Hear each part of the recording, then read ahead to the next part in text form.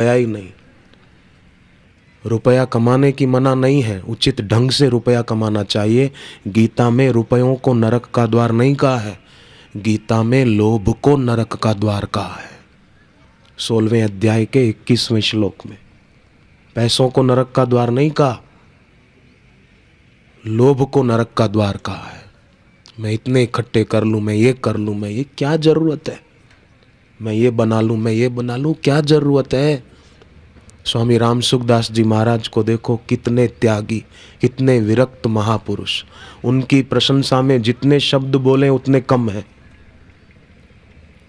उन्होंने कुछ बनाया, उन्होंने कोई पैसे जमा किए, उन्होंने कोई प्रवचन देकर लोगों से पैसे लिए थे क्या?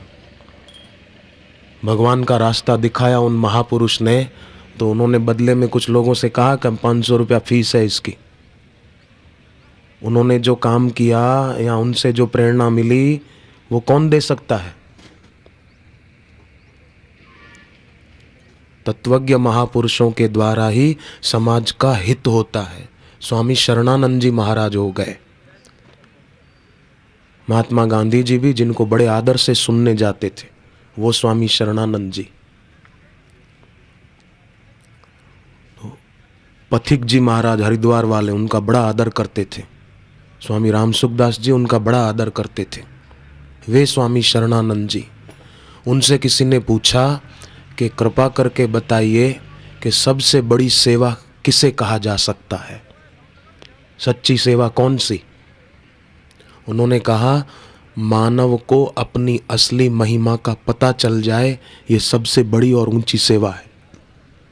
मानव समाज की सबसे ऊंची और बड़ी सेवा, मानव को अपनी महिमा का पता चले कि मैं कौन हूं, क्या करना चाहिए था और मैं क्या कर रहा हूं, और जो मैं कर रहा हूं उसका फल किसको मिलेगा। ये महापुरुष कहते थे। और वो सेवा, मानव को अपनी असली महिमा का पता चले, वो सेवा तत्वज्ञ महापुरुषों के द्वारा ही हो सकती है। बाकी किसी का दम नहीं है। बाकी बातें होगी, वो सेवा नहीं होगी।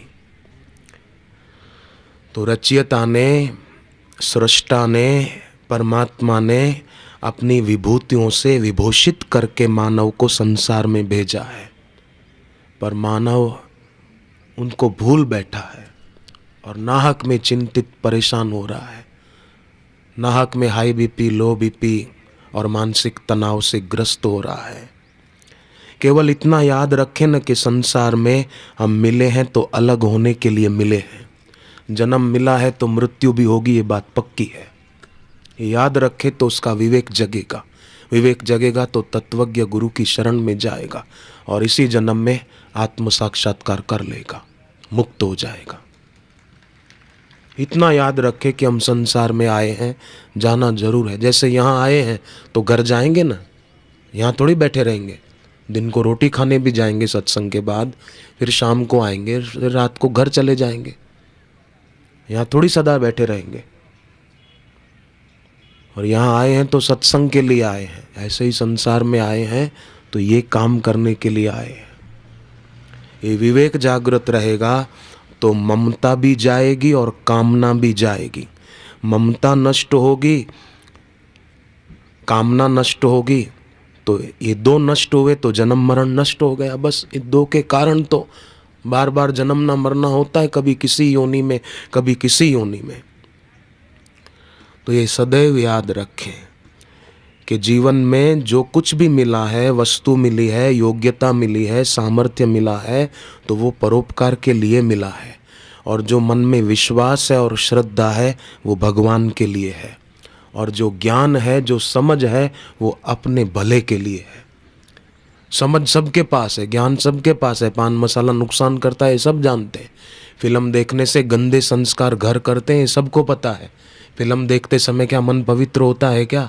जो देखते हैं ईमानदारी से अपने दिल पे हाथ रख के सोचो।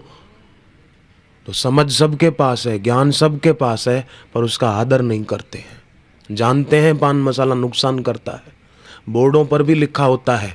सिगरेटों की ऐड होती है ना, तो उसके नीचे लिखा होता है सिगरेट पीना स्वास्थ्य के लिए हानिकारक है। ज्ञान सबके पास है, जानते हैं, पर समझ का आदर नहीं है।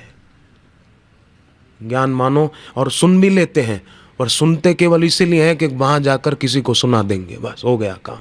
ट्रांसपोर्ट कंपनी होती ना, इधर का माल उधर, उधर का माल उधर, बस अपना क्या।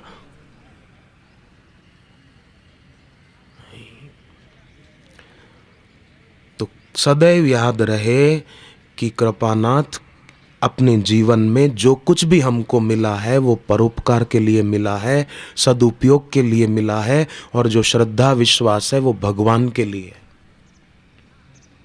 ज्ञान अपने लिए है, हम अपनी उन्नति करें।